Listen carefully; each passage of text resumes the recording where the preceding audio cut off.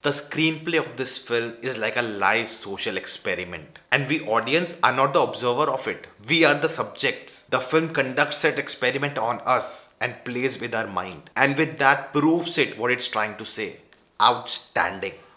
Hello guys, I'm Nona Prince, and today I'm talking about the latest Malayalam film Jana Gana Mana. Directed by Dijo Jose Antony, written by Sharis Mohammed, starring Prithviraj Sukumaran, Suraj, Venjaramoodu, Mamta, Mohandas and many more. This is a must-watch film. It's running in the theatres. Go watch it. Now in my non-spoiler review I said this film will be controversial, and at the time of recording this review I haven't heard any, but I'm sure in the coming days it will. But the interesting thing is that the film is bashing both the extreme left and the extreme right and everywhere in the middle. It just destroys everyone. It just exposes the politics in the society. It strips it naked. With Kuruthi, I felt it's showing a Twitter debate on screen, whereas in this film there's more nuance to it. It has captured the working of the society really well, and it's actually not interested in taking sides but to show us the bigger picture, what's really happening around us and how we are all blind to it. I actually learned this lesson in my college days when I went to this rabbit hole and I understood what the bigger picture is. It's all a very well constructive narrative to make us all busy and fight over petty things in the manufactured debates and outrage, and we think we are in control but we have no idea we are all just pawns. This is definitely a very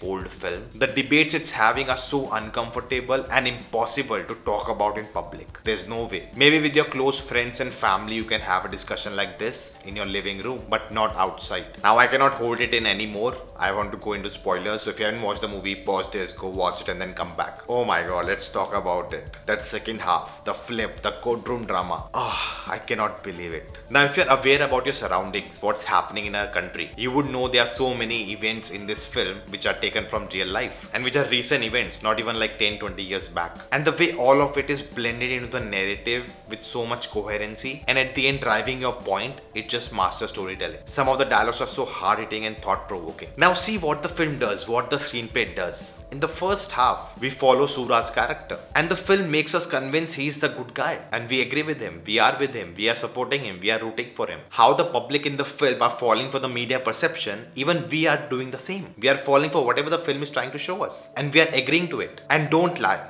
at least to yourself.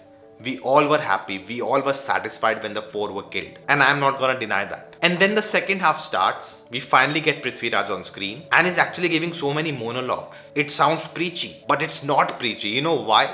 Because we are caught red-handed. He proved us all wrong. Because we are also part of the problem. Because we accepted it. We also fell for it. And that's the beauty of the film. Because it's not relying on what we know about the real life incidents. It's using them. It's showing us it in a way so we believe something and just throw us off in the second half by telling us how wrong we were. That's called proving a point like a boss, man. Outstanding. Just the meta-ness of this film. What it's showing us in the film, it's literally doing it to us. And that actually reminds me of the first episode of Black Mirror. If you haven't seen it, I'll not spoil. If you haven't seen, go watch it. If you have, let me know in the comments. And the meta-ness also reminded me of one more thing, and you guys may laugh, but it was Spider-Man Far From Home, the second Spider-Man movie with Tom Holland. Now listen to me. In the trailers for that movie, it was revealed that there's a multiverse, that our main MCU timeline is in 616 universe. And everyone on the internet went crazy because they know in the comics that's what multiverse is. And everyone thought, oh, we are getting multiverse with Spider-Man. But no, it wasn't the case. And that was actually the point of the film. The villain in the film, Mysterio, his whole ideology was whatever I show on screen, people will believe it. No one will question it. That's how fake news travel. That was the major theme of that film. And they literally did that to the fans with the promos of Spider-Man. That's one of the reasons I really like that film. But back to Jana Gana Mana. What I really like is the film gets to the major point, the major issue, the institutional discrimination. As Prithviraj showed in a 3rd standard book, how ugly and fair is taught to kids. How we are brought up, we are taught to hate on basis of gender, on basis of looks, on basis of skin color, on basis of caste, creed, religion. The film just hits it out of the park. Now I would definitely say the courtroom scenes are a little over the top. Like if you have seen some realistic, grounded courtroom scenes, and if you expect that from the film, you'll not get that. So you'll have to tune yourself. Coming to the acting, everyone was really good. Prithviraj Sukumaran, amazing. I loved his performance. Suraj was great as always. Mamta, Mohandas was good with whatever she got. And casting throughout the film was very well done. There were some moments with side characters, they just had one dialogue or something which felt really off, but everything else was fine. Now coming to the issues in the film which I had, and I would say that the biggest problem with the film is how it's setting up part 2 in this film. It just doesn't work. And with the marketing also, that the trailer they released is actually part of the second movie. They haven't even shown anything from this movie and all of that. It just really confused me. Because when I'm watching the film, knowing that there's a sequel, my brain is continuously working. Like, what will happen? How will they connect to the second part? What will lead there? You know, all of that. And it's really distracting. It really takes away from this film. We start with Prithviraj in the beginning. You know, he's taken away to jail. Then we take a gap of some 6-7 years,